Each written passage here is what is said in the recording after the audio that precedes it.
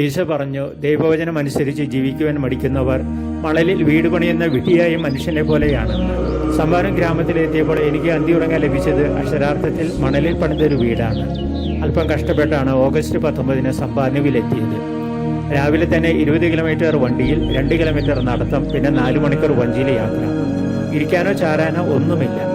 ഇടയ്ക്കൊരു ഗ്രാമത്തിൽ പ്രാർത്ഥനയ്ക്കായി ഇറങ്ങിയത് മൂലം അല്പം ആശ്വാസമുണ്ടായി. 2 മണിക്ക് ഞങ്ങൾ സമ്പാനുവിലെ വിശാലമായ മണൽത്തട്ടയിൽ കാൽക്കുത്തി. നദിക്കരയിൽ യാത്രക്കാർക്കായി കടകൾ നടത്തിയവർ ഹാർദമായി ഞങ്ങളെ സ്വീകരിച്ചു. അവരിൽ പലരും പ്രാർത്ഥിക്കുന്നവരാണ്. ഉച്ചഭക്ഷണം തന്നതിന് ശേഷം വിശ്രമിക്കുവാൻ മണൽപ്പുറത്ത് തന്നെ ഒരു കുടിൽ ഒരുക്കി തന്നു. അന്ന് വൈകിട്ട് വിശുദ്ധ കുർബാനയും ഏതാനും മാമോദിസകളും നടത്താനുണ്ട്. കുറച്ച് മാമോദിസകൾ പ്രതീക്ഷിച്ച് പള്ളി എന്ന കുടിലിൽ എത്തിയപ്പോൾ എൻ്റെ മുൻപിൽ മാമോദിസയ്ക്കായി നിരന്നത് 25 പേരാണ്.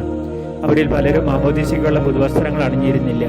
കാറ്റഗിസം ശരിക്കും പഠിച്ചിട്ടില്ല. പക്ഷേ ഈശോയുടെ ആട്ടിൻകൂട്ടിൽ കയറുവാൻ വെമ്പി നിന്നവരാണ്.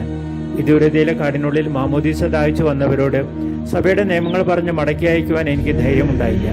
മടക്കി അയച്ചിരുന്നുവെങ്കിൽ അവിടെ കാടിനുള്ളിൽ എത്താനുള്ള എൻ്റെ സഹനങ്ങൾ വൃഥാവിലാകുമായിരുന്നു. എൻ്റെ എന്നതിനേക്കാൾ ഈശോയുടെ പീഡാസഹനങ്ങൾ പാഴിലാകുമായിരുന്നു. നമ്മുടെ സഭയിലെ പല നിയമങ്ങളും പുറത്താക്കലുകളും അതിനായി ഫേസ്ബുക്കിലൂടെ എഴുതിവിടുന്ന തീക്ഷ്ണതക്കാരുടെ തെരുവാക്കുകളും ഈശോ നമുക്ക് വേണ്ടി സഹിച്ച സഹനങ്ങളെ വട്ടപൂജ്യമാക്കുന്നതല്ലേ? നല്ല ഇടയന്റെ ആഗ്രഹങ്ങളെ കാറ്റിൽ പറത്തിക്കൊണ്ട് ആർക്കു വേണ്ടിയാണ് നാം അന്തരീക്ഷം മലിനമാക്കുന്നത്? എന്തു നേട്ടമാണ് നാം കൈവരുത്തുന്നത്? ബലിയർപ്പണത്തിന് ശേഷം സത്രക്കടയിൽ തന്നെ അവർ അത്താഴം ഒരുക്കിയിരുന്നു.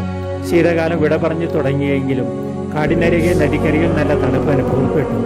വീണ്ടും ഉച്ചയ്ക്ക് ലഭിച്ച കുടിലിലേക്ക് ഉറങ്ങാനായി ആനയിക്കപ്പെട്ടു. കുടിലിന് വാതിലില്ല, ജനലില്ല.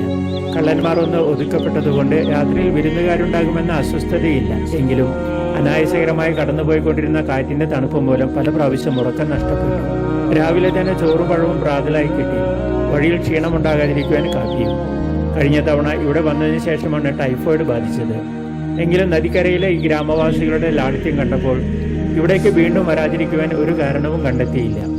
ഒറ്റപ്പെട്ടു പോകുന്ന ആട്ടിൻകുട്ടിയെ തിരികെ ലഭിക്കുവാൻ വഴിവിട്ട് യാത്ര ചെയ്യുന്ന യേശുനാഥന്റെ പുറകെ തന്നെയല്ലേ നമുക്കും പോകേണ്ടത്? പറമ്പിലായാലും കാട്ടിലായാലും തമ്പുരാന് വേണമെന്നുള്ളതിന് നമ്മളെങ്ങനെ വേണ്ടെന്ന് വയ്ക്കും? മഡഗാസ്കറിൽ നിന്നും ഫാദർ ജോൺസൺ തളിയത്ത്.